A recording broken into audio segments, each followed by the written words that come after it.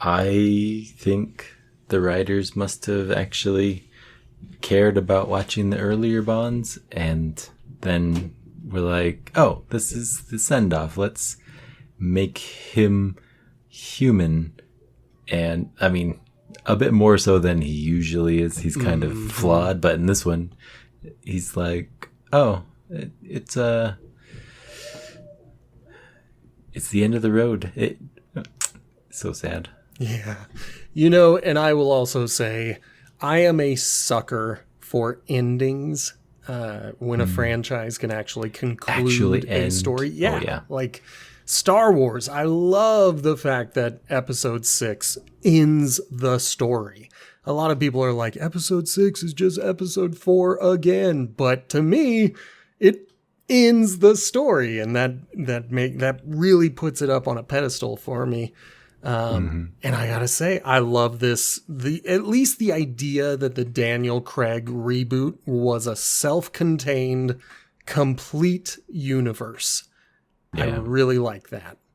I think the love affair that comes in to a good conclusion in this one felt maybe like an afterthought of planning, because you have Vesper, and then you have Vesper, and then you have Vesper, and then, Madeline, and that's who you're getting for the end. Like, I'm glad that Vesper was the beginning.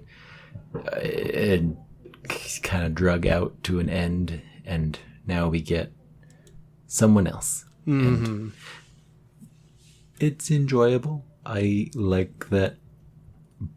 I mean, how far do we go before we start this thing? I was going to say, we're going too deep into it, man. Let's cue the music.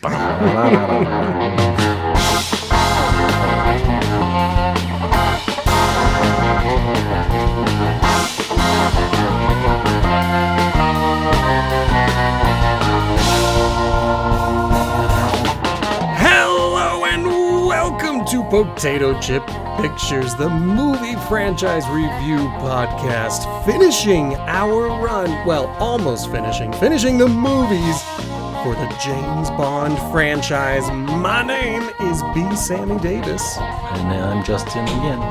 And we are talking about 2021's No Time to Die. It was my first time couple ever short watching years it. ago. Yeah. That is the other crazy part. Time is insane. I'm going to just do the budget and all that other stuff. So this one, it came out 6 years after Spectre. That was not the plan. The plan was for No Time to Die to come out relatively quickly. There were delays, and then of course there was a global pandemic, and it took 6 years for it to finally hit theaters. It had a budget of $250 to $301 million. It is not confirmed how much it actually cost to make, and it returned $771 million. About $400 million less than Skyfall, and $11 million less than Spectre. I mean, figuring in the pandemic in 2021, that's not horrible. Oh, yeah. And frankly, a lot of times people will talk about the budget as an indicator of quality. I don't think that's the case here. Like, I think this was better than Spectre. I'm just going to put it out there right now. Before we get into it, I think we have surpassed Spectre. So yeah, hard agree. Yeah, so it is. We're going in the right direction. But the audiences weren't there for it, and that, like you said, that was likely caused by the pandemic. This is one of those movies that, as people look back on it 4 years later, most people are like, yeah, this was pretty good. This was all right. I'm okay with that. I think it was a great, it felt maybe more thought out in terms of, we give Madeline her backstory. We give Bond his retirement, his actually being retired with her. But instead of it being the final 20 minutes of Casino Royale where everything has to happen and the person has to die, like, no, you're going to give you 2.5 hours to wrap this up. So that figures. It feels really well thought out. You know, I complained in the last episode that Spectre just felt like we were redoing Quantum of Solace and what really was the point of all of it. And if I'm honest, No Time to Die does the exact same thing. It's like, but there's an even bigger threat. And it's also been watching from the shadows this whole time. And yet, I really enjoyed it. I was really having a good time. I think I could feel like the villain maybe didn't have as large of an organization, but he had as large of a plan as Spectre that can fill their hallways and palaces with 500 plus people to listen to Blofeld. This guy, he has a factory in an island, but I've seen some pieces of it saying how it matches a bit of Dr. No, and all I'm mostly seeing is, there's an island that they have to get to. Oh, Felix is there. And I couldn't remember Dr. No enough to be like, oh yeah, of course, sure. There's no fire dragon or anything, right? Is that one? Yep, that was Dr. No.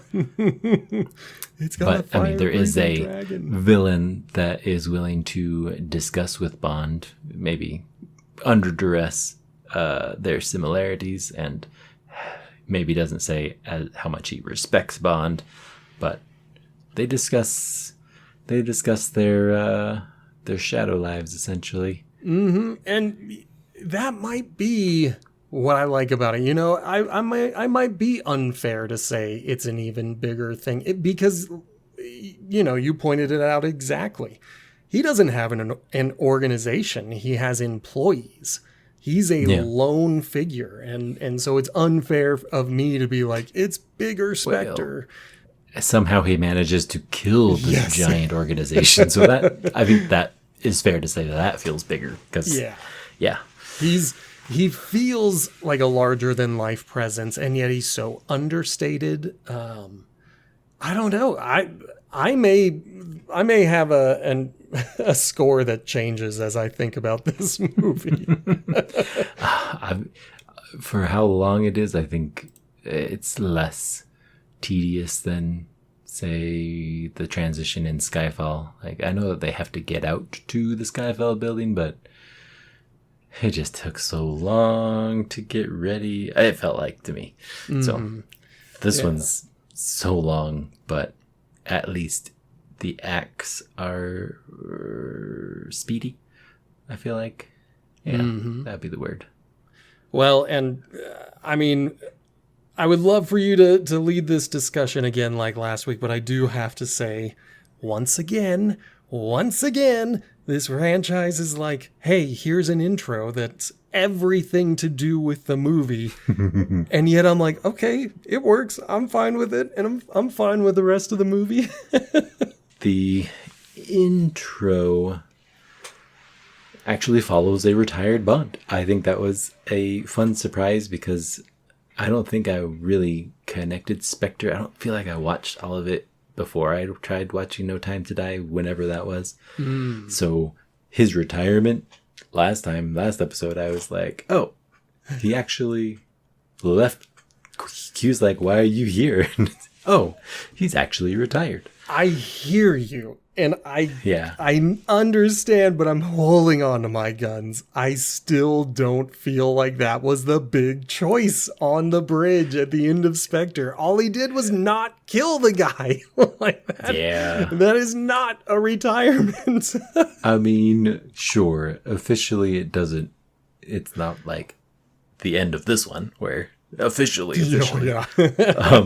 But it felt retired enough to be consistent with, okay, he doesn't have any missions. He's chumming it up with his lady. Who knows if they, get married like our Majesty's Secret Service Bond. I don't believe so, because they don't make a point of saying anything like that. But this is 5 years in the past from where we will start our show. They get chased because he goes to say goodbye to the past at her grave, and it blows up. And somehow Blofeld is to blame for this, and somehow you're still keeping secrets. Yes, she is keeping secrets, but they have to escape bad guys. I think the only thing really notable, I mean, all looks nice. They kind of talk to each other. They're eventually going to part in a sour note, feels like. Mm-hmm. They're not happy about it, but it's a hard breakup. Yeah. He does fight a henchman. I forget your criteria. This would definitely be a henchman. He's a muscle who doesn't make decisions, just does what he's told. He has a electric eye. We don't really find out much about it, but it pops out at one point. Mm-hmm. Does Bond collect it? I don't know. No, he just leaves it because the guy will put it back in his head. I thought the eyeball initially was to be like, well, this guy is super dead because his eyeball's falling out. Nope. He'll come back. Bond gets her to a train, gets her away. I don't think he says, like, find MI6 will take care of you, but essentially she finds MI6. We don't know that, but eventually we'll find that out. Mm-hmm. That's the intro.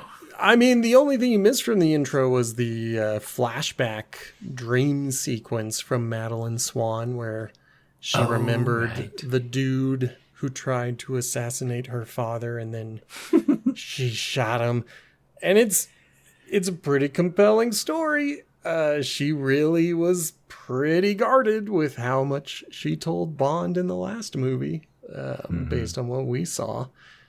And it does become he introduces himself. The guy who comes in says his name is Lucifer Safin. Lucifer. Yeah. Yep. Sounds... Lucifer. Yeah. And I was like, okay, so it's definitely the devil, Lucifer. Yeah. It's just, I watch it with subtitles, and I was like, wait, but there's like T's and Y's in here. Like, oh, yeah. It's a very sophisticated name. Mm-hmm. Anyway, Safin. He's played by someone. Rami or Rami Malek? Yes, thank you. He's the robot guy. Yes. He was also in that Queen movie. Oh, I haven't watched that one. Yeah, it's not bad. It's not great. It's okay. It's genuinely okay. But yeah, I think this might be my favorite role that he's done. I watched him recently in this kind of bad movie called The Amateur. Okay. And I watched it because of him. I was like, I like this guy. I want to watch it. And I was really disappointed by the whole thing. And then I watched this one, and I'm like, oh yeah, I do like him as an actor. He is good. I haven't watched that one. He was sufficiently better. I think I wouldn't put him past Blofeld because I don't think that Christopher or Christoph Waltz was bad as an actor for it. I think it was maybe it gets a little awkward in this one, a little bit weird. And the twist in the other one was all right. I do think I liked him better in this one than in Spectre. And maybe it's because less is more. Maybe it's because I have a sucker for actors playing crazy. And when they first cut to him in the prison and he's just talking to himself, dude looks crazy. and so I was like, oh man, I'm into that. Later on, we learned that he's not crazy at all. But I feel like he did a good job. He really kind of embodied the role. I would almost say better than last time. I don't know. He was fine in the last one. That whole movie didn't really vibe with me that well. So I kind of didn't like him as much. I mean, not much else to say about the intro, because that part is interesting. She does defend herself. She falls to the ice, and we're supposed to believe that this Lucifer guy saves her by shooting at her because she's fallen in the ice. Mm-hmm. In the intro, those bullets are super close. Yeah. I'm like, that's not really a controlled fire there, man. Nope. That's plot armor protecting that little girl. Like, oh my gosh, I didn't like that. But yeah, that doesn't sit great with his motivations later on, because he's also in love with Madeline, and it's like, I don't love it. Yeah, so weird, but it's okay because she's an adult now. This is like those people who, when I was a kid, were watching. Who were those twins from the 90s who were in Full House? Oh, Olsen. Yeah, the Olsen twins. Like there were those creepy dudes who were like keeping track of how old they were, and like that was gross. No idea. That's sapphic. That is sapphic. And if her history is that she was saved by him, like, I don't know what else happens from him getting her out of the ice. Yeah, we never know. I feel like, that is all left ambiguous, empty. So she eventually escapes. So there is one thing in this intro that I love, but I don't love it until significantly later. And that is the bombing of Vesper Lynd's tomb. I think it's very cool. It's very interesting. I hate that Bond survives it.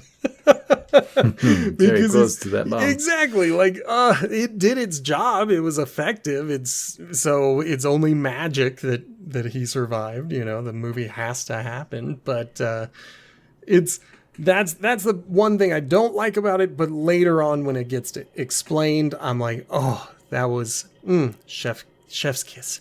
But then, when Bond is running away from the car at the start of the very long chase,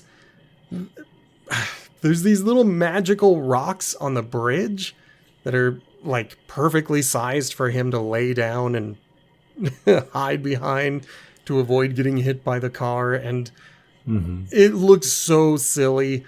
I do love when Bond is convinced that Swan has betrayed him, and they're in the car and people are shooting at it. And like, there's a dude point blank firing a shotgun into the window, and I was like, Bond, what is with this suicidal nature that you have?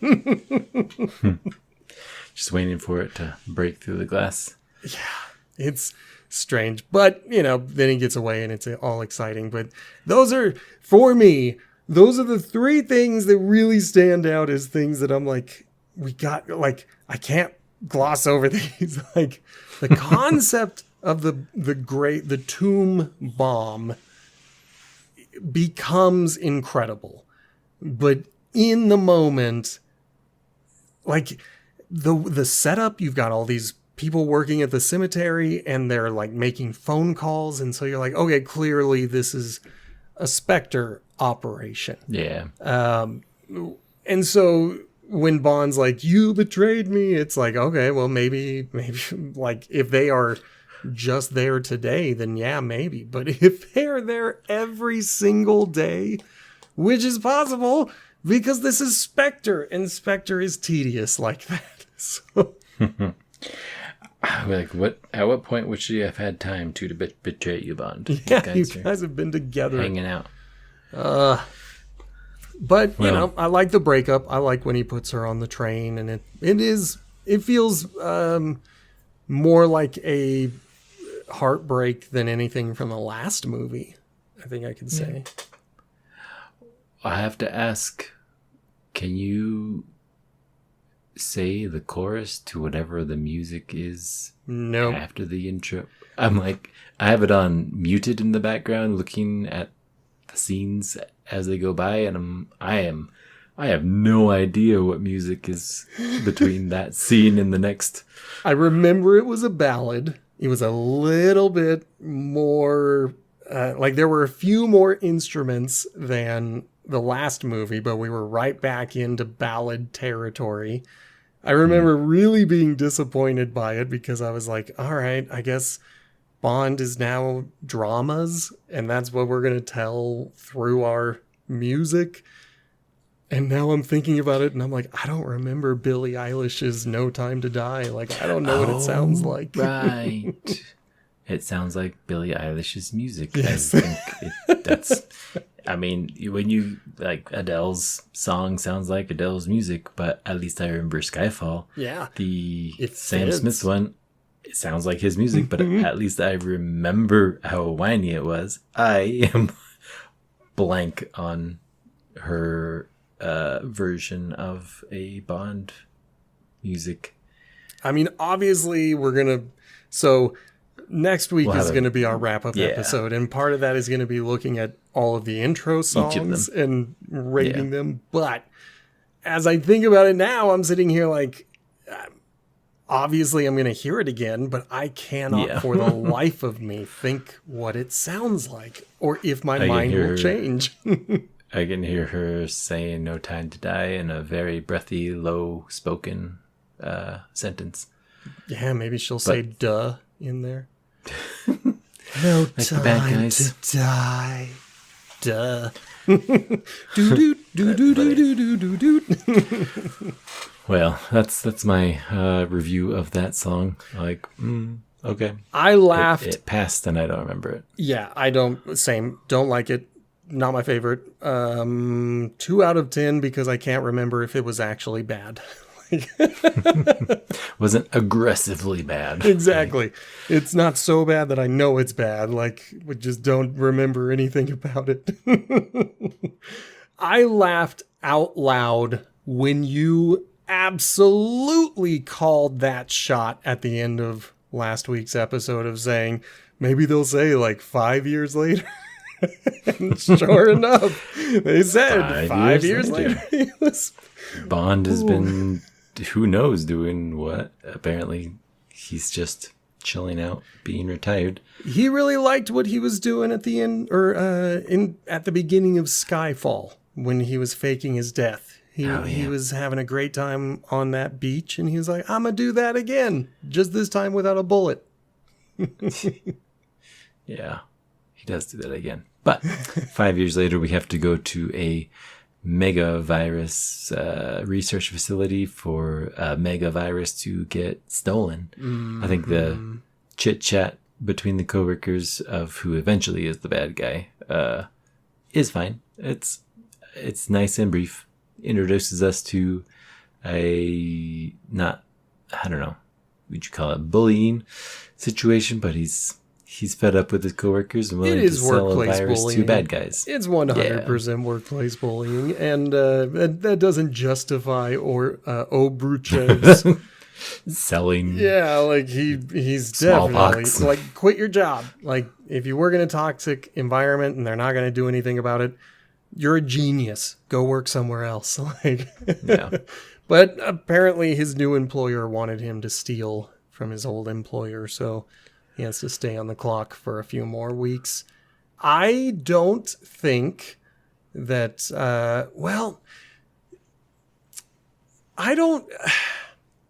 I think that at the beginning of the movie, his name is Primo, the guy with the fake eye. Okay. I think at the beginning of the movie, he is loyal to Blofeld and 100% Spectre. And then somewhere in that 5-year stretch of time, he became 100% loyal to Safin, because it's Safin who calls both Primo, who is leading a Spectre unit, and then it's Safin who calls Obruchev, who is 100% working for Safin. But I think Primo is working for Safin and knows he's working for Safin, but he's still keeping up appearances that he is part of Spectre. Does that make sense? Yeah, I mean, to a degree, there's a double cross ahead from Obruchev, but first watching it, I did not quite put together the, I guess, backstory context for how Obruchev is told to, instead of killing Bond, make sure that the DNA is swapped. But he's nervous about swapping it in front of Primo. But then Primo is on the island with Safin. Yeah. Right? So I also, you poked a hole right in my but it's 100% Safin who is giving Primo the orders. But you are right, because he says you're going to find this doctor named Obruchev. You need him alive. He doesn't say like, that's your ally. He says your mission depends on him, and your mission is a Spectre mission. Oh man. Like, one of the things I like about this movie is that as an audience member, it's hard to keep track of everything intentionally. Like, Safin becomes such a compelling villain because you're sitting here like, who is this out of nowhere person? Like, who is he? Yeah, I think the first time I watched it, maybe I didn't love where he's coming from. Just felt like, you know, if it weren't for watching all of the other Bond movies, I think my rating would be lower overall on this movie. But I think it pays enough attention to the past that they are trying to set behind them for Bond to be tired of all this and for the past to just essentially finally catch Bond. But lovingly, I think it's a show that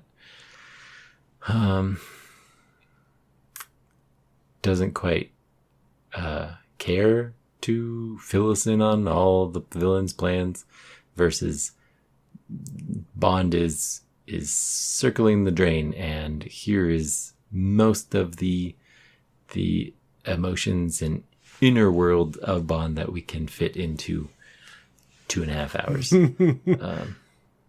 I mean, but yeah, to its discredit, a lot of movies have been able to do that in 1.5 hours. But, you know, to its credit, this is probably the most emotional I have ever been at a Bond movie, where I've been like, wow, this really kind of affected me towards the end of it. And at the beginning of it, you have no idea that that's what's in store, especially with this heist scene. It is so interesting to watch, you know, everyone getting murdered in the office and then bombs going off, and then the explosion from street level looks so understated, and yet it's such a huge fireball coming out of the window, but from down below it looks like a tiny little poof. Maybe a bit of the plot is falling apart, because as I'm thinking about it, like, they get the virus, they get the guy, the fireball goes off, and I think we go straight to Bond in Jamaica. And he gets the sense that he's being followed, but it ends up just being Felix who's doing his best Max Payne 3 impression, and I adore it for that. I'm like, oh man, Felix, you're just like a harried CIA agent. Just sick of it all. Yeah. I mean, he talks about the old so times. tired of it. It'll be like the old days. Yeah. and I, as much of a non-character as he is for the rest of this movie, I kind of like Logan Ash. He's so irritating that it He's works. yes, he is. That's his resume. Can you play this guy again? Yeah. Can you be annoying again? Everybody loves annoying. Essentially, they're trying to get Bond to... This is where I was meaning plot holes. I hadn't quite noticed it. Ash is trying to find the scientist. Yep. Do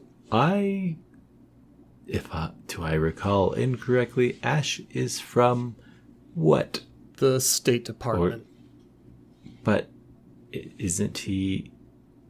Eventually, he's in the cars with Safin. Yes. Trying to chase down Bond. Why? How? Who got Oberchev out? If not Safin. And maybe I need to watch it again, because once you said that and I'm sitting here agreeing with you, I'm like, oh yeah. Why does Safin let Ash try to recruit Bond?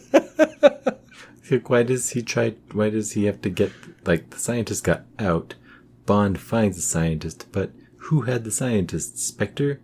Like, who is on which team, essentially, has gotten me confused as to how... All right, I want to try to put it together. Even though we're too early in the movie hasn't told us yet, but I'm going to try to put it together, and you tell me if I've got it right to your memory, or if you remember it differently. Spectre had this nanobot and a bunch of other research projects going. When Blofeld was incarcerated, I guess he got like a lighter sentence if he gave over some of his stuff. So the British government are running this nanotech program, Project Heracles. And then Spectre, still a criminal organization, breaks in and kidnaps Oberchev and steals Project Heracles. They're essentially taking it back. Safin wants Project Heracles, and it is now in the hands of Spectre. Safin has employed Primo at some point, definitely Oberchev, and at some point he has employed Logan Ash. Logan Ash is with the U.S. State Department. He's a political appointee, could be originally picked by Spectre, but now he's there. He's working with Felix Leiter of the CIA because they want Oberchev in order to create a new Project Heracles. And so maybe with all of these connections, maybe the reason Logan is there is really to get the U.S. interested in buying Heracles or the virus or whatever is being manufactured from Safin. Like, that's the end goal. Safin needs to steal Heracles once and for all. But, like, he needs to prime the pumps in other world governments to be like, you want to buy this nanotech virus? You want to buy this nanotech virus? I can see Ash being with Safin. Oberchev has some deal, or acts independently to kill all of Spectre, but then later Safin's like, it was me that killed all of Spectre. Like, he 100% took that order from Safin. But he doesn't want to show Primo, or maybe it's not Primo, that's when he swaps out the drives. I think it is, but at the party he's supposed to just put in Bond's DNA, but he puts in all of the Spectre people, and he's all nervous because he's being watched, and it feels like Primo who's watching him, but Primo works for Safin, but they don't know that yet, I guess. I guess it's a double blind. Neither of them know that they work for Safin. So, and maybe that's intentional. Maybe that's how Safin is smarter than Spectre. Like, Spectre is this organization where everybody knows each other, and they invite the entire organization and their underlings to their secret meetings. Maybe Safin, look at each other. Yeah, like maybe Safin is like, I'm not going to be like that. I'm not going to tell anyone that they work for me. Like, it'll just be a mystery. Could be. I don't know. I don't know if the movie tells us, and I've only watched it the one time this week, and that's my problem for missing it, or if I'm just like being overly forgiving of it. But you are right. Like, why don't his henchmen and lackeys know each other? Yeah. Well, so they have to extract Oberchev once they find him. Bond has to meet 007 before that. she's what do you call it? She's already prepared with being fed up with Bond when she meets him. And I think that works in her favor. Mm-hmm. We all want to be fed up with Bond, but he just manages to keep successfully doing missions. I have a love-hate relationship with Nomi. I 100% like her as 007. I 100% love the fact that the numbers are recycled. At least in the Daniel Craig universe. Like, we got to remember this is a self-contained, all-by-itself universe. But in this universe, their numbers are not sacrosanct. Like, you die, someone else is going to take your number. But they're not taking your name. They keep their own name. Like... It's not for efficiency, though, because 7 is the first number with 2 syllables. So, honestly, what are you doing? Well, 001, 2, 3, 4, 5, and 6 were still alive or already taken. Sure. I guess so. It's not like they all die 8, suddenly. 9, 10. You can just skip 7. Come on. Whoever said Nomi's all about efficiency? She's about rubbing salt in the wound because she 100% does that with Bond when she gets to his room and she's like, by the way, you didn't seduce me. I'm here to be on a job. I'm on a mission because I'm 007. Kablam! It's like, all right. Thanks for telling me why we're actually here. Mm-hmm. It did feel a little half-hearted, like he did put it together. Like, what are you doing here? This is old tactics for Bond, who's been doing this for a decade. Mm-hmm. But I do think it's if it's not for the reason of contrasting them, we get to meet Paloma, who's had 3 weeks of training, versus Bond, who's had decades of training. And been called too old to do his job. Like they work together, and it's a nice little bit of, I would even say, comedy. To have her be, like, good at this spy stuff almost accidentally. Paloma is a CIA agent. I was like, how does he says, okay, Felix, I'll do the job to find the scientist, and her CIA, it's Paloma is the CIA agent. I thought she was with MI6. Man, beautiful, nervous women. Oh, they melt the heart. I mean, she does a great job. Maybe not quite as slick of a earpiece meta for you, but still enjoyable. They kind of stumble, well, not stumble, but they're in the meeting with all the Spectre people thinking they're getting kind of a drop on them, but I lost his name. Obruchev? Our old villain. Blofeld. Blofeld. I was like, Blofeld is communicating through this bionic eyeball being carried on a pillow. And it's all an elaborate trap because he knew that James Bond would get to this party, stand in the middle of the floor, and let himself get gassed by whatever this thing is that they've set up. That might be a low point in the story for me because it's I guess, it tracks a little bit with Spectre where they're just grandiose and odd. I'm going to say the part that bugs me is that they kind of gloss over the fact that Bond is infected here. Like, this is when it happens. And yet later on, when he grabs Swan's hand after she has sprayed herself with poison perfume, he accidentally is able to kill someone, but I think he would have killed that person anyway.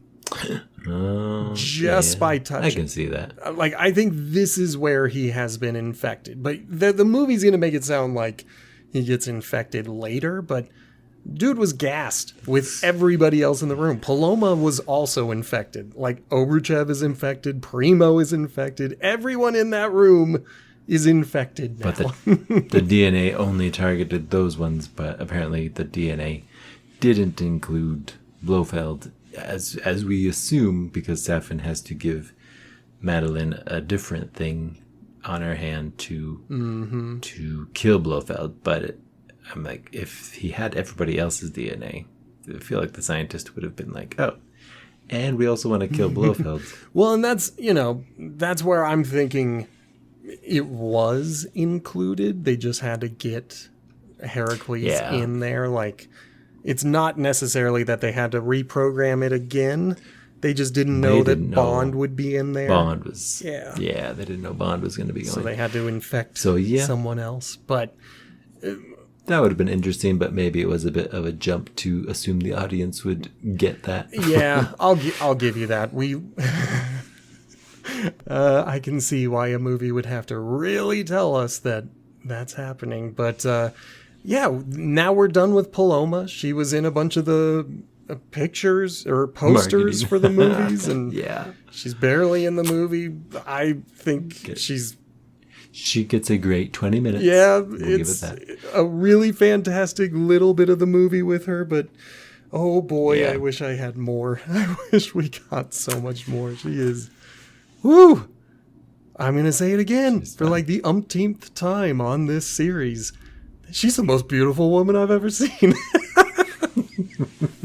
Let's put her in a Bond movie. Who is it in 2026? Exactly. Like, let's see who Amazon's problem. Yeah. Let's see who they get. Who do they choose as the most beautiful woman in the world? But I like it. I like what Heracles does. I like... this was kind of the point in the movie where I was like, ooh, like nanobots. Like, that's a very interesting idea for this. I don't know how they cause these like disease reactions though, but I'm willing to set that aside. Yeah. They are carrying something and they only disperse it once they verify the DNA. Exactly. Or something like that. That's the explanation they give us in the movie. There's been a lot of like science fiction, because obviously we don't have nanobots yet, but a lot of sci-fi will say that like the concept is a nanobot will self-replicate and gather up all of the materials it needs in order to do whatever it needs to do to save the body, and then when it accomplishes its task, it allows itself to be disassembled in order for a new thing to be created. And the danger of it is, what if it stops recognizing the body as friendly and it starts eating the host? And that's where this movie draws its opinion. What it does not do, and this is probably another criticism of the movie, it doesn't really establish why MI6 or the British government would be interested in this if not as a weapon. Because the medical potential for nanotech in sci-fi is that any disease, any deficiency, any injury that should ever fall on the person with it will be corrected, and the bots will do their best to stabilize and restart and perfect everything in the body. And they never say that. They never say this is like a medical... Well, they might say this is for medical stuff, but they never say, like, we're trying to develop something to make healthcare free forever. It's only ever seen as a weapon for this entire movie. And in that situation, the bad guy won. By the end of the movie, anyone who is infected is spreading it. We learn right away that at the funeral of these Spectre people just had to kiss their family members, and their shared genetics was enough to kill them as well. Like, you catch it by touching the skin. But how do you update the target DNA?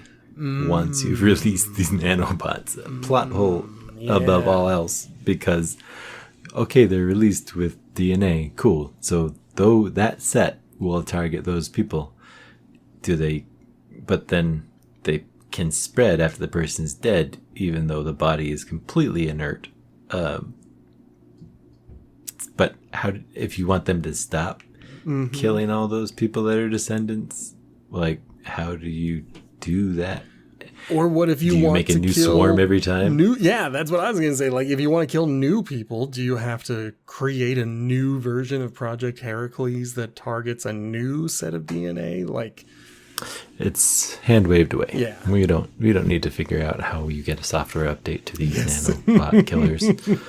I mean, it's one of those tropes where film and television is like, you get the basic concept of nanobots. Yeah. Don't ask any more questions. But then you ask the most important question for this movie: how do we get new targets? Yeah, because Bond eventually becomes unable to go back to his loved ones because he's infected again with some other target. It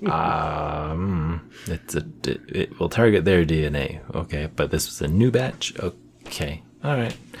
Well, we will figure that out when we get to it. Right now, we say goodbye to Paloma. We have the scientist. 007 kind of gets caught by the local police but escapes, and we gotta bring the scientist back to Felix because the job is done. We successfully did a Bond mission and we have the scientist. I hate this part. The boat? Yes. Which part? What do you hate about it? Okay, it's good leading up to it. When Bond is interrogating Oberchev and you've got Ash screaming, "You don't have to answer this." That's 100% State Department. I am good with it. I'm on board. I'm like, yeah, that sounds like something a politician would say. And then we find out he works for Safin. And he's going to go and kidnap Oberchev. And he eventually accidentally shoots Felix Leiter, which also sucks. Sucks so bad. Yes. And then he blows up the boat thinking that that's going to be enough to kill Bond, which, I mean, come on. That's never enough to kill Bond. But so I guess for me, the part that I don't really like is finding out that he works for Safin. I'm fine with... The doctor or the... Yeah, well, Ash. When Ash is like... Okay. Yeah, when Bond realizes he's a baddie, that's the part where I'm just like, oh, come on. Why was he even part of this mission? So I think I'm on board with you where I'm like, why don't any of these people know each other? Yeah. Oh, scientist was abducted by Spectre, kills Spectre. We still need Ash to go in there and get the scientist. Yeah, why didn't Spectre, Primo essentially do it? Primo was obviously not a part of Spectre because he didn't get killed by the virus. Yeah. Yeah, he was off of the list, but they don't know each other. Well, yeah, and I guess Bond had captured Oberchev, so you couldn't have Primo do it. Primo was not involved with it, so you do need someone inside. It's just there's just sometimes, and maybe this is the part that feels a little bit like Blofeld to me, where there are just sometimes in the Bond franchise where the villain is conveniently powerful, and you're just like, oh, come on. They're so powerful that you managed to finally kill off Felix, and this is probably where it felt like I had misjudged the movie on previous merits, because Felix clutching Bond and both of them just kind of feeling at the end of their ropes, knowing that Bond can't actually be Superman and save both of them. Felix is already shot in the stomach. He's most likely not going to make it. There's no miracle that's going to save him, even if he got him out of the ship.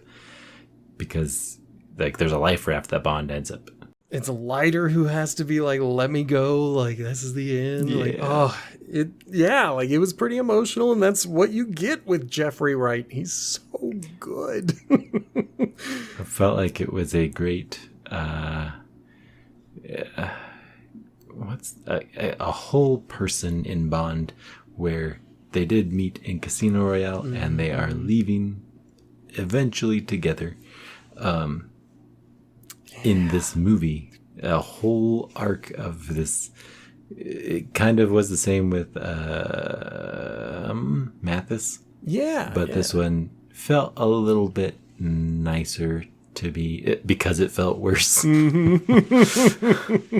Yeah, Mathis, that was pretty heart-wrenching and it felt pretty impactful considering the rest of the movie. But this time, like, we've had Felix dropping in periodically. Like, I think he's only been in 3 out of the 5 movies, but it's always been Jeffrey Wright, and he's always been awesome. And he's clearly, at this point, a friend to Bond. Like, M will even say it later. Like, I'm sorry your friend died. Yeah.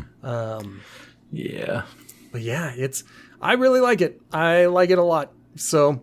No. I'm okay that Bond gets to survive and say goodbye to Felix, essentially. I feel like when he's on the life raft, he's kind of just catatonic, staring at, once he finally gets rescued by a boat that it's all off screen, but the main idea of this scientist handoff was to get Bond and Felix together for Felix's death, and that accomplished so much. Like, I feel like it's the first domino toward the end of this movie is going to say goodbye to the franchise, essentially, or at least this iteration with this actor. Yeah. And because he's got the cigar still that he was going to give to Felix. Yeah. That's why it feels a little bit like, yeah, Bond is missing a puppy or something. But now, I mean, he's John Wick. He's lost Felix. He's gonna go after him. Maybe not quite so as a vendetta as the other one. It's not when like Felix gets injured. It's not like Quantum of Solace where Bond is like on a revenge mission. This is more like Bond was already planning on dealing with this situation, but now it's become personal, and so no one's gonna be able to tell him not to deal with this situation. Like, yeah, it's just the way it's going to be. I don't know. It feels a little more mature than it did in Quantum of Solace. Yeah. And it's not quite the, I can't remember the name of the movie. Felix is getting married and almost dies. License to Kill. Oh, yeah. So it's not that, determined of a revenge movie where he's just throwing it, like, he's gonna handle business, but along the way we're just gathering tears and feelings, and Bond eventually has to accept it at the end. I'm like, so sad to see Felix go. I think he went out like I would expect Felix to. Yeah, I'm with you. It's surprisingly heartbreaking for this dumb action movie. yeah. They just feel like, I mean, maybe not too much. The main characters not main characters. Murtaugh in Lethal Weapon, where he's just too old for this shit. Yep. God, I'm excited. It's another franchise. I'm excited to get to that one. I've not watched it. Oh man, I don't know, since I was a teenager. Yeah, and I know I've seen all of them, but it's been many years, so I'm excited to watch them again one day. But well, let's keep talking about this movie, because now finally Bond gets to go back to the UK. Yeah, Felix is gone. The scientist is with Safin via Ash, and Bond is back at headquarters. And I think everybody's still surprised to see him maybe a little bit. Mm-hmm. And I think before he goes to head, I'm trying to get my timeline set up, but I think he meets with Miss Moneypenny and Q first, and then goes to MI6 because he's able to kind of blindside M with the fact that he knows everything. And that's how he's able to get into Blofeld's cell. I think that's how he does it. I could have it mixed up, but I do like the fact that Bond has his own mini MI6 with Miss Moneypenny and Q. It's just the people that we need. Yep. Get the right information, get the right technology, and everything's good to go. Because they are the ones that tell him that Blofeld only will see Madeline. Because guess what? Madeline's here. Yes. Your ex-girlfriend, ex-fiance, who knows? Oh, man. Yeah. I don't love that M just kind of is okay with the fact that two of his closest and highest ranking officials are willing to be loyal to Bond over him. But he's just like, he's just like the principal at school. Yeah. In the last movie, he kind of was like, well, Bond's on his own, essentially. Like maybe that carries over a bit too. Well, Bond is able to ask people whatever he wants, but yeah, I could see where it would be. That's maybe a bad idea. Yeah, like they're straight up traitors. Yeah. Even if it is Bond, they're betraying their country and their organization. Like, but it's Bond. It is different. Even when he is retired, he is still loyal to Queen and country. And so I, give it up to Bond. Yeah. He is different. But yes, like you said, he finds out that Madeline is the only person that Blofeld will meet with. And so, of course, that raises every red flag. Like, he's like, she betrayed me, dude. Like, one of the assassins said that a daughter of Spectre will always be a daughter of Spectre. Like, I have 100% reason to think that this is a bad idea to have the daughter of Spectre meeting with the head of Spectre. Like, come on. So I'm with Bond. Bond has his reasons. It's got his intuition. Exactly. Forged over years of being wrong. Exactly. Like, we're about to find out just how wrong he is. But as an audience member, I'm sitting here thinking, like, he is justified. Like, Justified.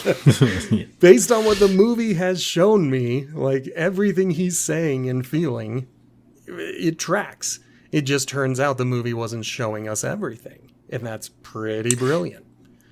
To its credit. Yep. So like I mentioned, Safin essentially like forces Madeline to use the perfume. So now Madeline is infected with Project Heracles, and therefore everyone she touches for the rest of the movie is going to be infected with Project Heracles. But it's harmless. Yeah, unless it's programmed otherwise. But like microplastics. Exactly. Totally harmless. PFAS, like they're not going to do anything to us. Not that. It's totally fine. Don't worry. I do like that she chickens out. If this were Safin's plan, like his plan fails, he doesn't know that Bond is in that room because he has no reason to. But if this were any other villain, this would be the time when Madeline Swan is killed for failing the bad guy, because she ran away. But Bond grabbed her wrist. Yeah, I mean, it's an interesting thought to say. Who is the actual plan to kill Blofeld? Like, why?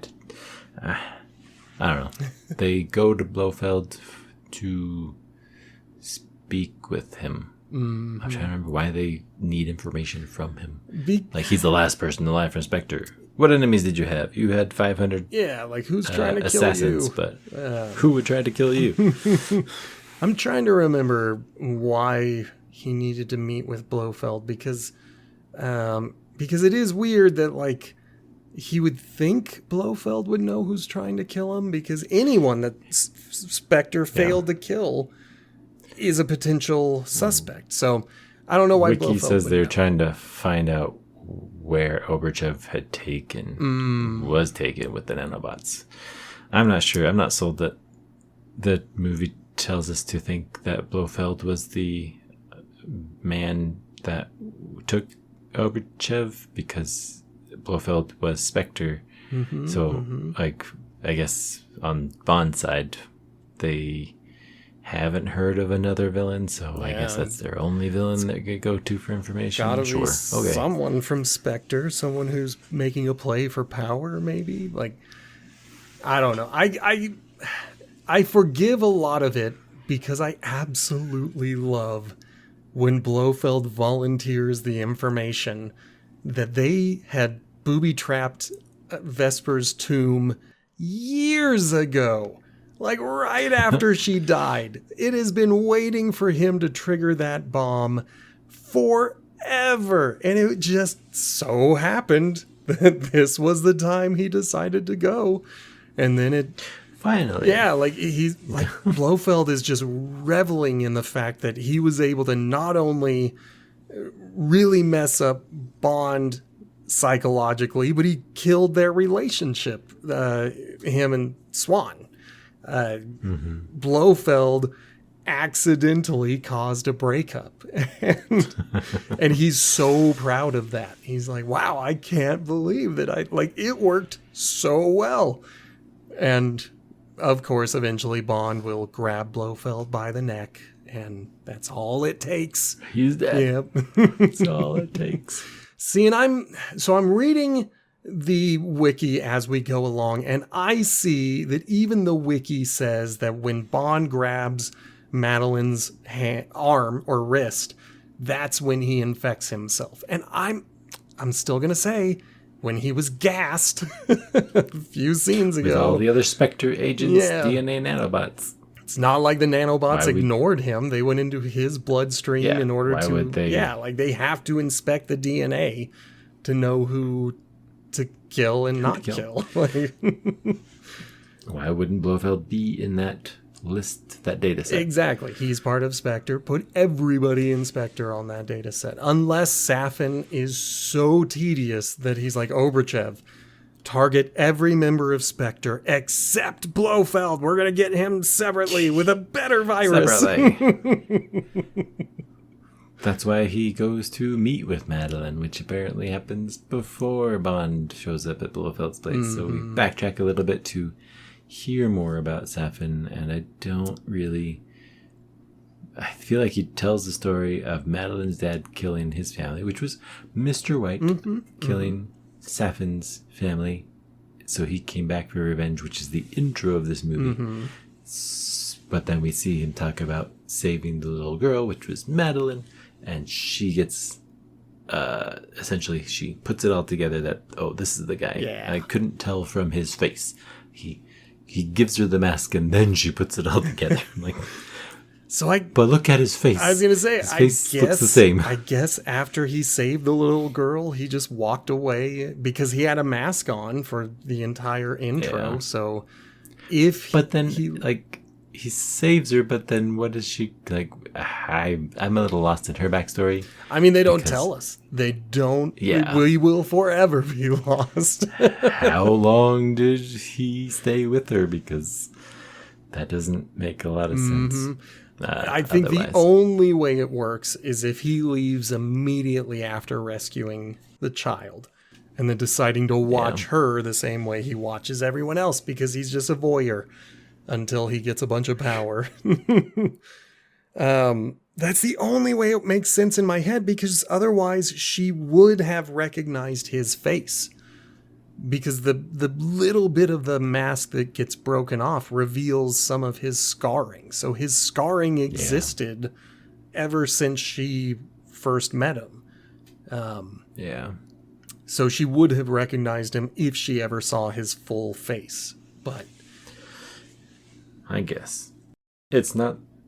I feel like the interview is supposed to give us more backstory, but I literally can't remember much else than him telling the story and showing her the mask. Yeah, and I don't think it was meant to give us backstory. I think it was meant to show us how creepy Safin is, because I got big creepy vibes from him. I was like, ooh, he's so gross. He does a good job with the voice and everything.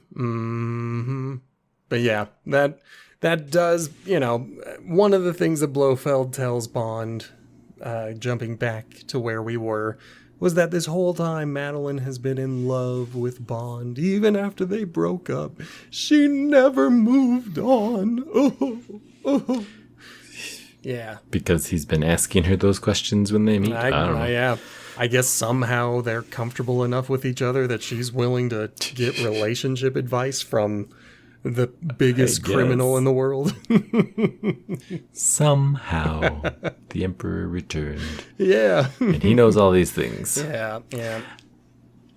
But, it's enough for Bond to need to track Madeline down. But again, I think Bond is tracking her down because he still thinks that she's evil. Like, he's coming here to be like, who killed Blofeld? Clearly, you stopped working for Spectre and are now working for Safin. Well, whoever else is out there, he doesn't know yet. But so I don't know. I'm conflicted. He comes in. He's not as brutal. He's not coming in. Does he come in with a gun? Like, I can't remember what he does. Comes in, I think she's there because that's where she went. And then they talk like immediatly. Yeah. Kind of make up, and then the little girl shows up. Yeah, she's calling from upstairs. First time watching it, I think I was surprised. I did not expect a little kid. And then it was like, oh, they didn't see each other for 5 years, and this little kid, she got past for 5 years old, I suppose. Complication. The first time watching it, I chuckled because it's like, oh, what? Bond accidentally had a kid. He didn't. How did he do that? All these other times, he never had a kid. And how did he do it after his balls were crushed? Yeah, they did an origin story for why he is infertile and, essentially not able to have kids. But no, he finally when she's like, had a kid. It's not your child, I immediately believed her. I was like, of course it's not his child. Like, there's no way he's shooting anything but blanks. I saw what happened to him. Oh, yeah. You don't find that out until the end. Yeah. Yes, it was actually. Even though they digitally enhanced this little girl's eyes to look exactly like Daniel Craig's eyes, we're not supposed to believe that Matilda is... Well, I didn't know that. You just broke it. Well, it could be context. It could also just be that she has strikingly blue eyes. They just look exactly like Daniel Craig's. And so I'm sitting here thinking, well, why not do that digitally? Like, if you need a child to have the exact same eyes as another actor, then, just go in frame by frame and do it that way. Oh, so then they reconcile. Matilda's there. You kind of get a little bit of Bond questioning it. She says, it's not your kid. Mm-hmm. And then I think 007 says that, somebody tells him that they're tracking Logan Ash, and Logan Ash is close, and he's like confused. Oh, why would you guys be tracking me? And we're like, oh, so they're coming to get you. And Bond is like 60 seconds ahead of them. Yes. They managed to leave the house. It is so altogether. Smooth. It's a fun, different setup than normally. Like, oh, they're after us, and they immediately see us. Yeah, maybe we gave him the slip. It's nice to have Bond being at least one step ahead, like even if he's barely ahead. I don't love that it's Ash who is chasing him. That part didn't make total sense to me, because I'm like, why did someone in the State Department go to Norway? Like, that's weird. Like, wouldn't his passport get checked? But whatever. I don't know. The movie wants us to believe it, so I'll believe it. Ash will eventually die at this point, but it's... The car chase was okay. I feel like it was nice that he got rid of the first two that they saw, and then 7 more show up, and it gets a little bit more desperate to think that Bond with one gun and a car is going to make it out of this. And it's not a Q-Tech car. It does not have bulletproof anything. It is just a normal commuter vehicle that Bond is trying to escape with a mother and child. So it feels like it has some stakes. Nobody gets hurt, so it didn't really have stakes, but it is effective. Some bad guys died. Yeah, some people died. Just none of the main characters, which is fine. It just serves for Safin to pick up. Yeah. And we do get to learn them. a little bit about Safin's backstory. We get to learn that his family was a family of poisoners. And that's always interesting to me. Like, the art of poison is one of those things where I absolutely believe anyone who hates those particular practitioners. Like, I can totally buy that either Mr. White independently or Mr. White under the orders of Spectre would be like, let's poison the poisoners. They're too good at this. Let's just get rid of them. Like, we need their something. Yeah, we need their island their best of poison. Yes. Gardens. I mean, isn't that... I feel like I was gonna say that's like, a Lion King, where last time it was the Count of Monte Cristo. This guy's just Simba coming back to the family garden to rule again. Yeah, I mean, he took over from Scar. Now we're just seeing what happens when another lion comes in and decides to take over. So, I mean, that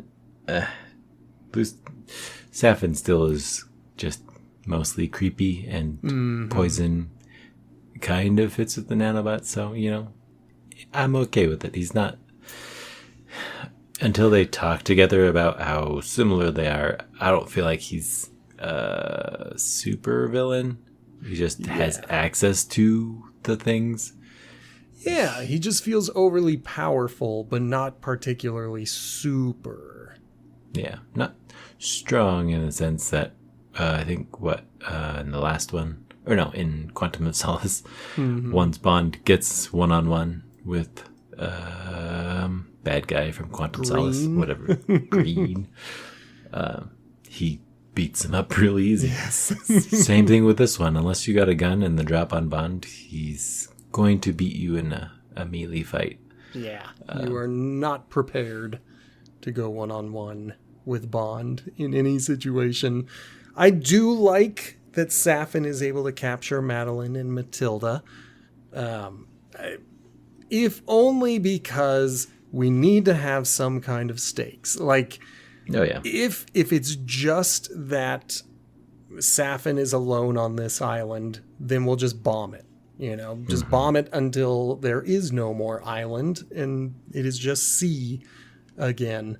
But because there are civilians on the island, now Bond and Nomi have to talk M into letting them invade. So, for me, I'm like, great, we get more movie. But, I mean, I don't want to jump to the end of the rescue mission. But essentially, all the lead up to Bond having to rescue them from the island, I enjoy it, and I enjoy the mission happening. I am just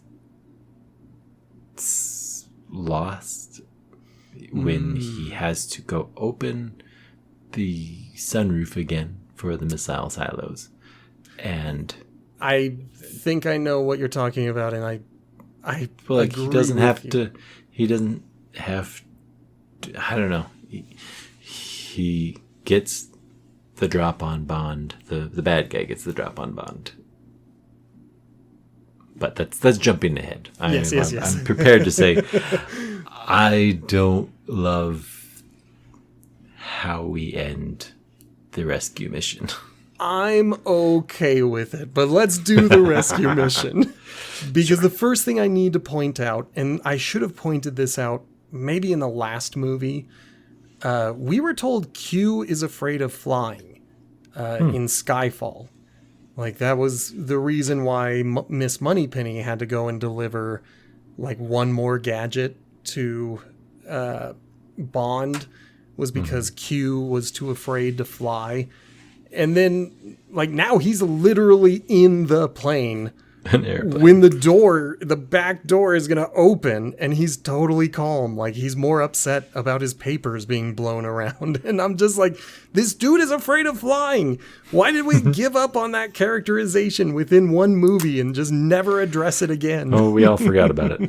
Yeah. So that's, I didn't point it out in the last episode. And now I have no excuse not to, because he's literally in the plane. Like, but I do like their glider, the Q-Tech glider that they get. Like, that's pretty cool. rad. Bond always belongs under the water ever since Moonraker. Yep. He has always been in his element when he can fight underwater. No actual or at least do camera something footage underwater. necessary. Yeah.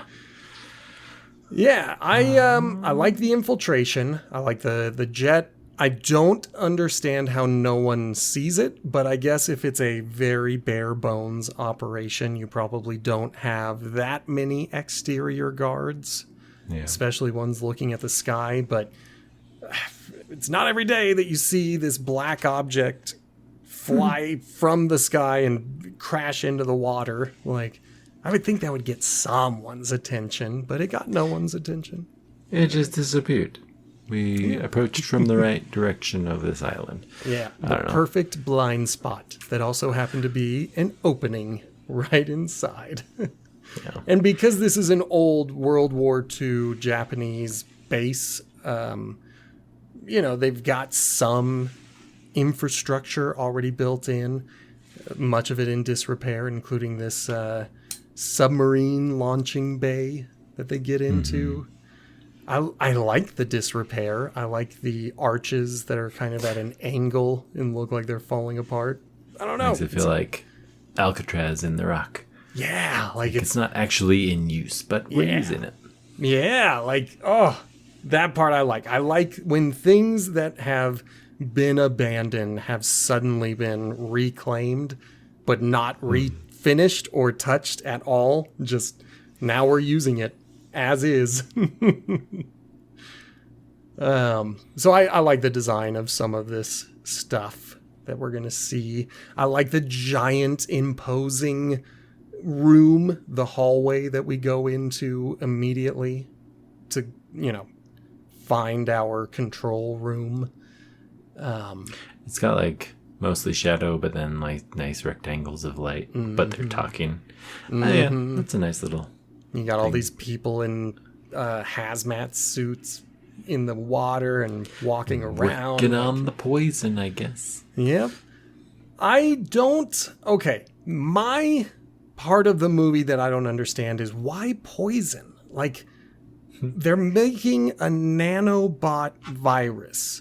Why is the delivery method so connected to poison? And furthermore, why is it that if you touch it in its raw form, it melts you, essentially? Yeah, I don't know. That's the part of this conclusion that I'm like, what? Because it would look cool. Yeah, They couldn't figure out anything else. I think when he's in the control room, they find Oberchev and kind of corners all the scientists. He says something like, those little...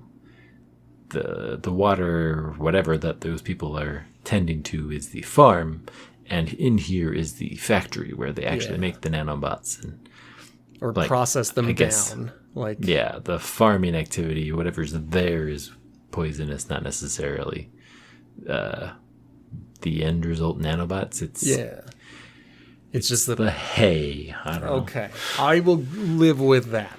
It's the raw material that will become the nanobots. Fine. Super nanobots. Yeah. apparently nanobots grow on trees, or at least in poison. Poison that they put in them. Yeah. Maybe that's how it works. It's like they deliver disease, they deliver poison once they find the right DNA, I suppose. Oh my gosh.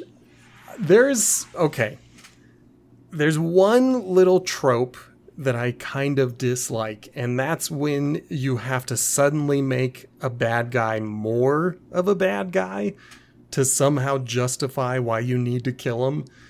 These are people with a license to kill. They can kill whoever the hell they want to kill. But for some reason, we need Obruchev to get real racist real fast. And he just starts, using every dog whistle that you can think of until Nomi kicks him into the poison. She gets to say her Bond quip, but yeah, I think it was... I mean, granted, we didn't hear much from Obruchev, but yeah, this is... Okay, it's justified. Kick him in. It is time to die. It's just, like, to me, he's always been... justified in being killed. You guys have a license to kill. Like, you're allowed to do it, especially with the bad guys. But, just so the audience is aware that this is indeed the bad guy, we also got to make sure that for, like, his last 3 lines, he gets real racist. And I agree. Kick the racist off the cliff. Like, 100%. I'm good with it. But it's just weird that, like, the already bad guy needs to be made into the badder guy. Like, I'm already good with killing him. Just kill him. Make sure that you don't have any empathy left for him. And then comes the scene that you texted me that you were watching. And when you texted it to me, oh boy, it all came rushing back. It might be my favorite image in the movie. I really liked it. Let me go back to my text because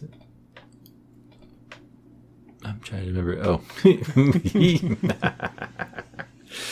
The way you describe it makes me think you didn't like it as much as I did. Like, I think it's when I went back to write down where I was. Bond and Safin have a meetup where Bond surrenders his weapons. They're surrounded by guards, but Safin is sitting on the floor with Mathilde, threatening her being safety. So creepy, so gross and creepy. I think the motivations are kind of explored a little bit. Bond definitely holds his ground as saying, we are not both heroes that are just killing people to make life more efficient. But Safin's worldview of, well, people are just expecting to live how they're told to live and then die without seeing it coming. And it's like, I can understand that's a way that you're explaining your personality. But it feels a bit like Loki in the Avengers, where he's like, oh, you guys are meant to be ruled over. Yeah. Like, well, that's your opinion, and it's pretty dumb. We don't love it. And it's whenever you get these people who are like, no more free will, humans have to be controlled, they always, whether this is real life or fiction, they always believe they are the only ones who have the answers. They would never volunteer to be controlled by someone else. And that's one of those things that I think about in our modern world, where I'm like, you may think that your way is the best way, but if your way is forced upon you, you're suddenly going to dislike that way real fast. Like, no one wants to have anything forced upon them, even the things that they think they like. Like, that's just not the way it is. So, yeah, Safin completely, just like the dude from Skyfall, my favorite guy, and I've completely forgotten his name. He also was like, I'm fully justified. I have the best thinking. And Bond Silva? was like, no, you don't. Yeah, Silva. And he's like, you don't know anything. You don't, like, you are completely off base. We are nothing like each other. And now I'm going to shoot your bodyguards. Yeah. Writing it down made it seem sillier than it looks, because the trapdoor in the main stage that the whatever actor is making a deal with Mephistopheles goes to hell through, just opens up for Safin to disappear once Bond pulls his hidden gun and kills the guards. It's like, okay, I mean, if you have already kind of invited Bond into this room and you know that that's there, I can see it as a valid escape, but also it feels too prepared. Is this still a World War II bunker, or what? Clearly it's had some upgrades. A couple. They didn't leave everything in disrepair, I guess. But didn't they say this was Safin's family home? Like, yeah. His family had already been using this disputed island way back in the Spectre days. So, like, I can believe that they would have a few upgrades and he wouldn't need to do anything. Like, he would already know that these things are there because they were there the whole time. Like, This is his childhood home. This is his Skyfall. So yeah. he knows the He's hidden got the passage. trapdoors. Yeah. Just we'll get him out of range of Bond. Mm-hmm. Which okay. Yeah. And I was way more nervous about it than any other time in a movie. I was like, the little girl has been kidnapped again. Like, how is Bond going to save her? On top of that, you've got Primo trying to poison Madeline because Madeline absolutely knows what that drink is that Primo is trying to make her drink. I forgot about that. Yeah, it's very much on the side, and I don't even know. I'm pretty sure Primo dies from this, but it's possible that he died from the bombing of the island, and he's just blinded. He dies later on. That's right. So the thing I'm talking about is when Swan gets her poison tea, she throws it into Primo's face so she can escape, and I think at the same time, Mathilde is biting Safin so she can escape. So it's like mother and daughter are so similar to each other, and mother finds Bond, and then eventually Bond and mother reunite with daughter. But I do remember just thinking like, wow, like, way to be mom and daughter. Like, both of you are just going to fight your way out. Yep. Survive and make it through. I think that was a good way to show her personality. She's not going to just drink the tea and die. She's going to try and blind the guy and escape. And she successfully escapes. It doesn't blind him, but he's back on his feet and he's able to fight very soon. But yeah, I do just remember thinking, you know, Mathilde's escape by itself, you could argue, well, we're going to learn she's Bond's daughter. We did learn that she is absolutely Bond's daughter. It was the last sequence where Safin was like, oh, you didn't know this is your daughter. And we're all like, we all knew. Come on. Like, you can't lie to us. Anyway, you could make the argument, well, that's just Bond's daughter. Of course she's going to be action-y and she's going to bite the arm and run away. But we also get to see that Madeline Swan is an equal to Bond because she's willing to fight for her survival as well. And that kind of makes what's coming even more heartbreaking because when they finally reconcile, I finally believe the relationship. Yeah, it was nice. And then he's like, I'll be back in a few. And it's just heartbreaking. But at least it's the reverse of On Her Majesty's Secret Service. It feels very heroic overall in the sense that as a young boy, you make up scenarios of where you're the hero and you die saving something, and it's like, well, I mean, Bond is for essentially the same audience mentality as maybe Star Wars. Heroes can make it happen. Maybe a little more violent in the Star Wars, but I don't know. Nobody's been beheaded like in Star Wars. Just exploded. Yeah, Star Wars will cut off a lot more limbs. We've had 2 people get ground up in Bond movies, but yeah, we haven't had as many limbs getting chopped off. I think it's where the movie has not felt too long. It's a nice Bond is getting worn down by all of what's happening on this last mission to open the hatches so that the poison things can be exploded. Because he sends Nomi, Madeline, and Mathilde away. And like you said, he's like, I'll be right there. But then immediately he has to fight Primo, right? Yeah. Because he has to fight below. He gets the best of Primo, and then he starts going upstairs, and he gets shot. Hold on.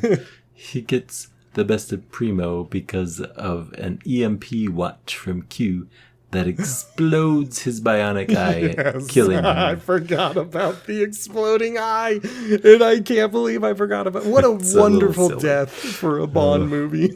Like, that's probably the silliest one out of all of the movie. In this movie, that's the silliest. I'm still going to say License to Kill, Pressure Chamber is the most ridiculous Bond death of them all. That one's hard to top. But that was ridiculous. He opens the doors without getting shot. He comes back out and then the doors are closed. Shut. He goes. We're never gonna destroy the factory if the doors are closed. He investigates and then he gets shot, and it's like, oh, he got the drop on Bond. I'm gonna back up though and argue, what sort? These are missile silos. They don't have missiles in them. Where is the virus going if we don't want to fire missiles at it? Like, where is it going? Like, there's buyers coming. Yeah, they listed a bunch of other countries that were on their way to make the purchase. So we don't want them to buy this stuff, but we can't tell anybody that we made this mega virus. What if we told everybody and then everybody else came in to make sure nothing left the island? I think by that point, they are there as interested buyers. I don't think you could convince them to leave the island. I think at that point, they're like, well, you are MI6. You developed it. Clearly, you have it. We want it too. Okay. That's what I would say. I was like, why do we have to blow this up? I know that so Bond can finish and be dead. But I was just like, why can't we hold off for a second and go methodically through it, make sure everybody's dead, and then dispose of it? But okay. I mean, they had already fired the missiles. Like, you're on a timer now. You can't tell. Like, if we know anything about the British, it's when you fire a missile, you absolutely cannot stop it. You can't stop it. The one and only time that we've ever tried to stop a missile, it failed. Yeah, so I agree with you. They could have stopped the missiles. They were clearly close enough that they could have hit the abort button and destroyed all of them. But that's not dramatic. Nope. We get to have I don't know, 5 minutes of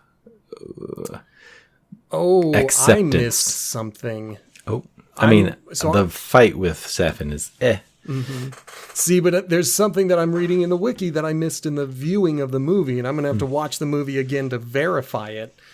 Safin infects Bond a third time, but now with bots that are genetically coded for Madeline and Mathilde.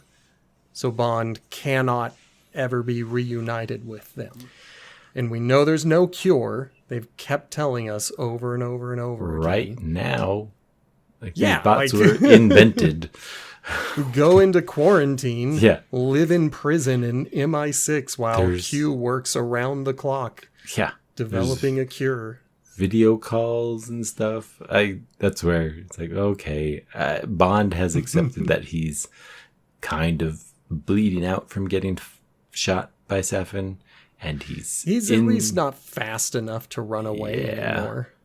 It would be difficult to get away from the missiles that they show coming, and so they just have that added bit that I missed completely. Yeah. Like in my head, he was staying on the island because he was shot. I had completely missed that he had become a bomb for the two people he loved.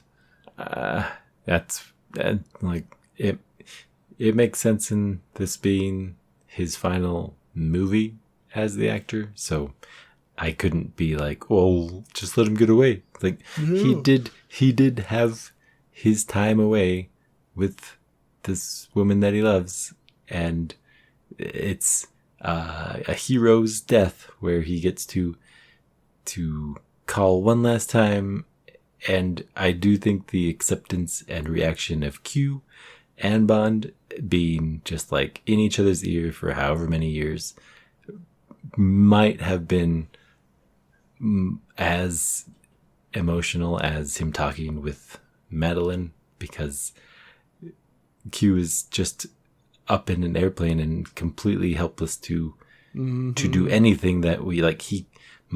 Madeline is helpless, but Q has like gadgets and stuff that he's always gotten Bond out of a jam. And I was going to say, we were introduced to him being so arrogant and saying that he could do more from his chair than Bond could ever do on the field. And now he's being proven 100% wrong. Yeah. There is nothing Q can do from the computer. So that felt like Felix, but Q was Bond this time.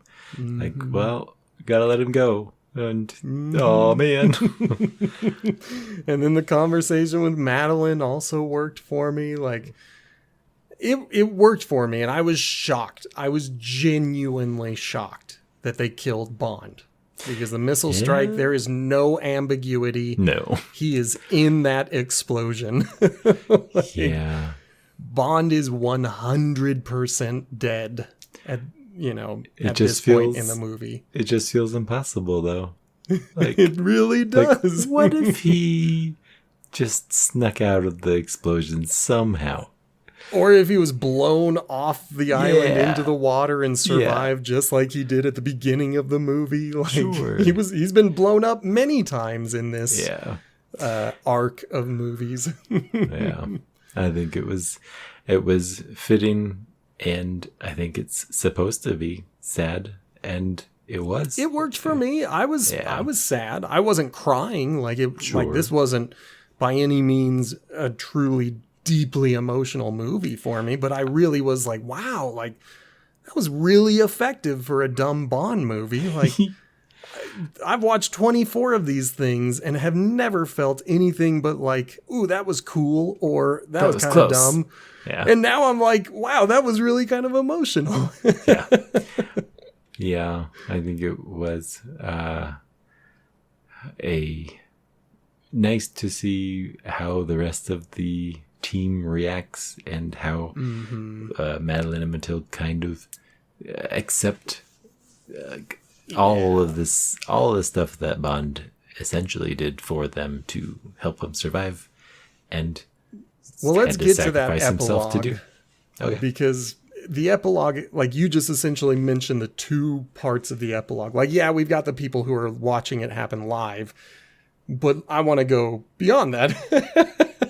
I want to go back to MI6, where we've got the main cast, including Tanner. And I do kind of find it silly that people are like, oh, and Tanner's here too. But, he was here too. He's been here the whole franchise. Sure. But the part that really kind of touched me harder than any other part of this movie, the part that almost did crack me and get me to cry, was when they had a drink for everyone, including Bond. And then I think it's M who reaches down and there's a close up of the glass and he just taps his to the unaccounted for, or Bond's drink, I guess. Yeah. And that was the part where I was like, oh, it really feels real now. Like, oh man, he really is gone. He's gone. This Bond is dead.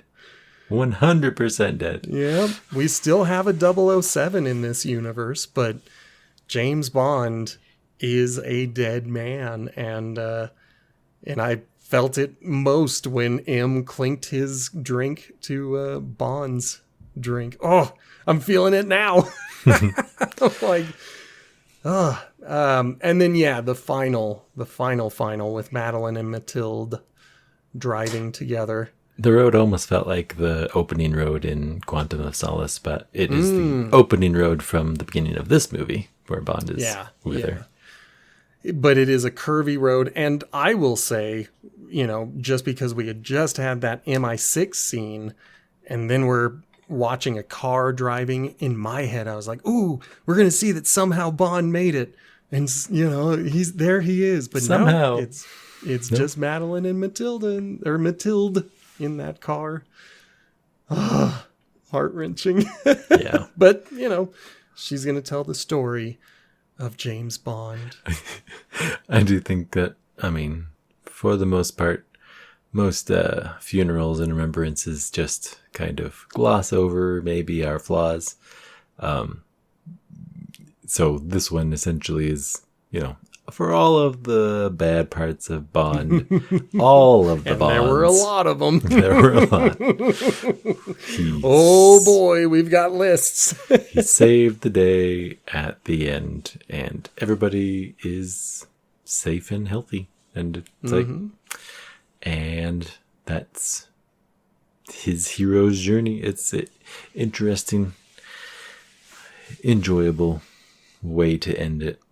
I wrote down that when I first heard of Harry Potter, I was like, well, obviously Harry Potter has to die in the last book. It's like, well, can't have your name on the whole thing. Yeah, like you got to do the whole hero's sacrifice, right? Like, no. Yeah. You're going to beat evil and then grow old. Okay. I mean, Harry Potter did make the sacrifice play. Just for some reason, he got better. That's the part of the Harry Potter franchise that always made me angry, is the fact that he absolutely was killed. And then he's just better again. He got better. I have the magical machine that makes me survive even death. Yeah. Just once, though. Can't do it again. Just the one time. Yeah, he absolutely must defend himself from being killed the second time. But the first time, he is murdered right there. Yep. But this time, he's murdered. And I'm going to say, as I said in the intro, I love an ending. And this did it. This was like, even if there are more Bond movies, and there will be more Bond movies in the future, you can always look at the Daniel Craig movies, those 5 movies, and they are one complete story from beginning to end. There's a couple holes, but yeah, there are a couple of missteps. You take a couple of stumbles along the way, but it is a self-contained story. Yeah. Like, none of the other Bond movies even attempted to connect to each other. So good on the Daniel Craig period for trying to at least do something different. And I have a lot of respect for it now. Like, I never knew that they ended at least his franchise with a true ending. Yeah. That's crazy and amazing. Compared to all the other Bonds, that's very different. Now, we know there will be more. Amazon has purchased MGM Studios and all of its properties, which includes the Bond franchise. We know that there's going to be a video game coming out very soon that's going to be another origin story. I say another origin story. We barely got an origin story in Casino Royale. Like, we got maybe a first mission, but this appears to be like training and a bit more Kingsman style. Oh, okay. But we don't know what Amazon is going to do, Could be good, like Fallout, Yeah, they've sometimes done really great things. But I'm going to say it's got to be a theatrical release for us to touch it again. That'd be interesting. Like, of course, gotcha. You and I can watch it and just watch it and have a good time with it. But I say for Potato Chip Pictures to do an actual franchise. Yeah, like an episode or more on Bond again. It has to be a theatrical release, not a streaming exclusive. I don't think that's fair. Yeah.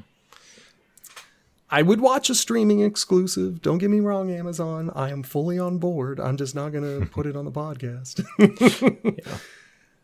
Well, on this podcast, we do ratings, not grades. The key difference being where you find the average. See, in a grade, you don't want students to feel bad. So you say a 7 out of 10 is the average, and that's where we want people to fall. And that works for grading, but we're adults now. And so we know that an average is actually a 5 out of 10.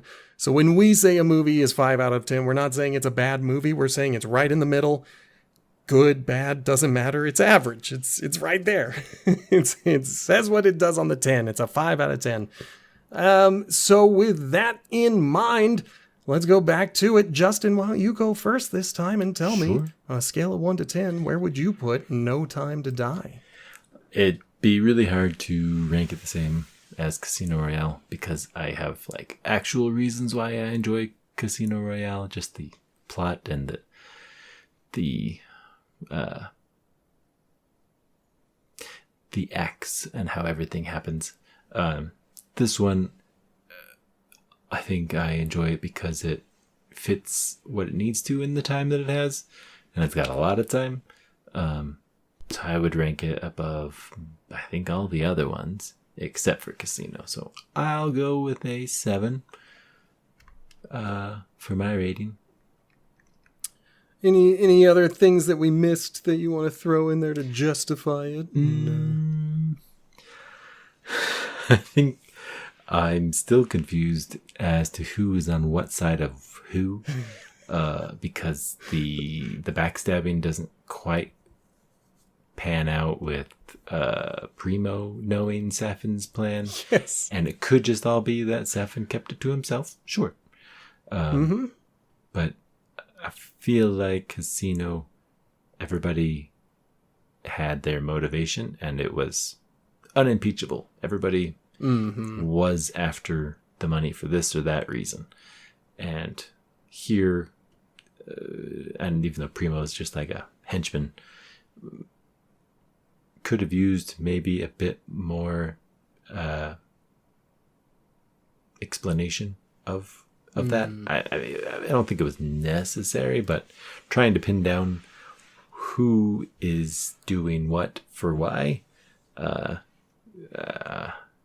it's not as clear cut, and that's why I would probably bring it below Casino. The only thing in Casino that's suspect is the fact that Vesper has a thing to betray Bond over. Beyond that, like, everybody's got their cards right in front of them. Yep. I came into this saying that my idea was that it would be a 6 out of 10. Like, slightly above the average, but there was a lot of stuff to it that didn't really work for me when I had watched it. But then as I was thinking about it and kind of, really sitting with it, and especially in this discussion, I'm at a 7 out of 10. I agree with you 100%. I'm right there with you. Like, there are more good things about this movie than bad things. There are bad things in this movie. There are things that just don't work. Things that you're just like, what is going on? And there are absolutely dumb parts of this movie, but it did try to do things differently than any other movie in the franchise. I really liked, is it Rami or Rami Malek?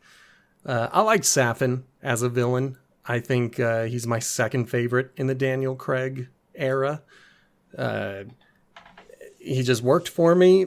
I don't love Project Heracles because, and you mentioned microplastics, what I had been thinking about was the PFAS, the stuff you put on non-stick cooking things that now, like, 99% of the human population has just in their bodies. Yeah, like, this to me felt a lot like that, where I was like, okay, well, there we go. We've got another thing that the guys failed on.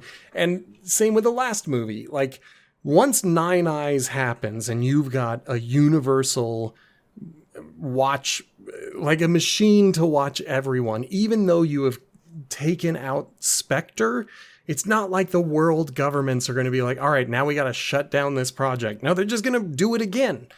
And on top of that, in the real world that we live in, they've already done it. And we're already being monitored. So the bad guys won in the real world versus that. So I guess my only real complaint is that we're looking at another movie where I look at the real world and say, oh, it would have been nice if Bond had decided to help us here. Like, it's too bad that the filmmakers decided to talk about something that's a little too real. Yeah. Just the scary things that, eventually exist. Yep. So that's my only real complaint about the movie, is just feeling like, oh, it's too close to home. But otherwise, I'm still kind of on board with it. 7 out of 10. I think it's worth checking out, guys. Do it. Watch it.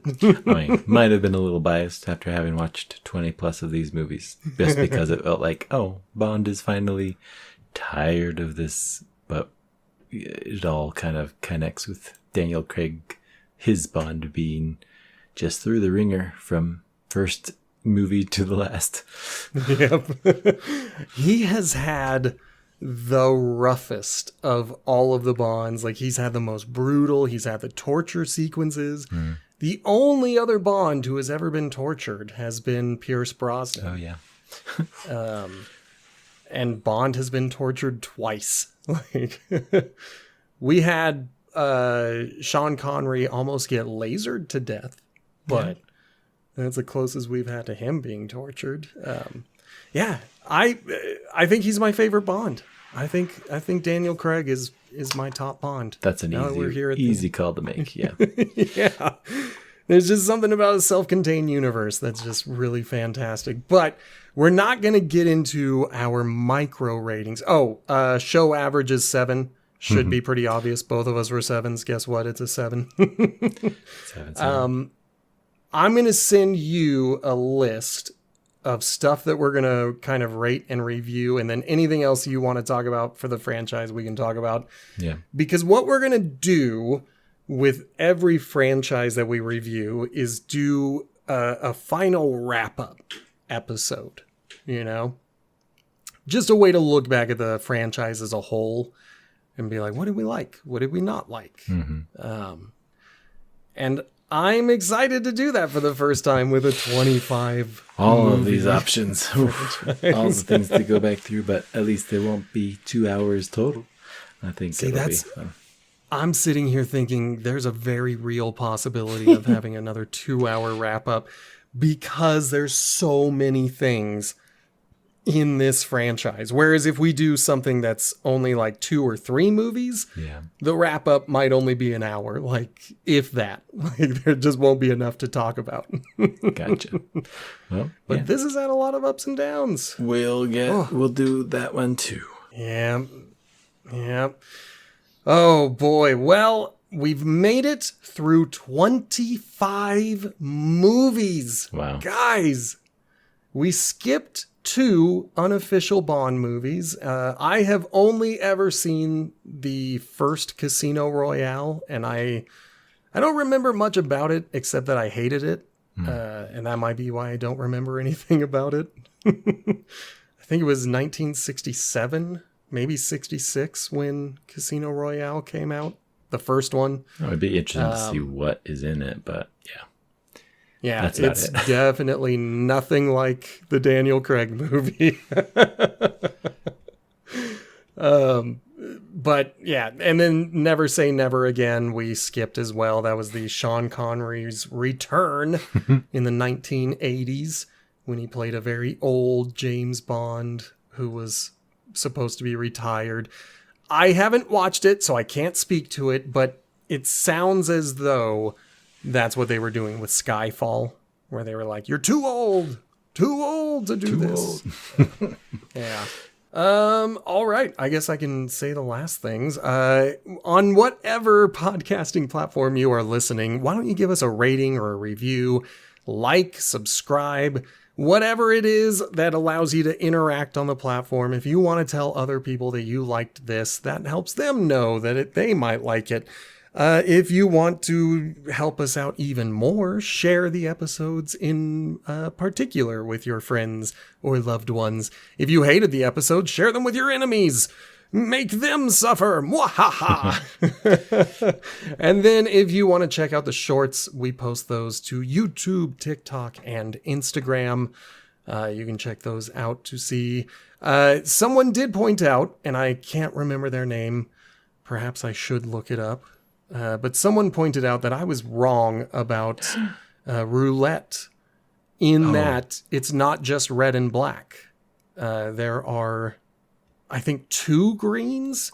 There's definitely 1 green, but there's a 0 and a 00, and they are different colors. That's interesting. So it might also not be a 1-to-1 payout.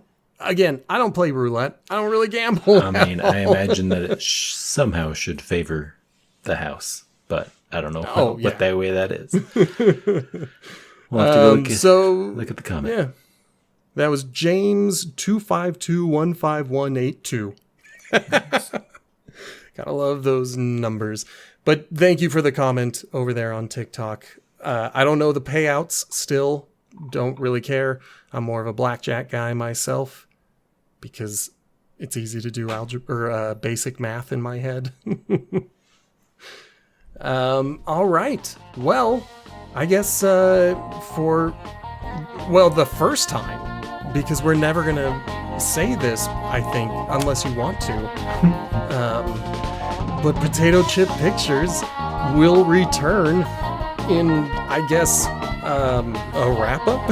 Yeah, not with James Bond. He's gone. Yeah.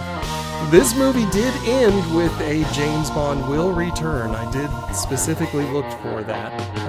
So the franchise is not dead. No. But we're not returning with James Bond. We're going without him. And we're going to talk behind his back in the next episode of Potato Chip Pictures. Thank you guys for listening. Goodbye. Goodbye.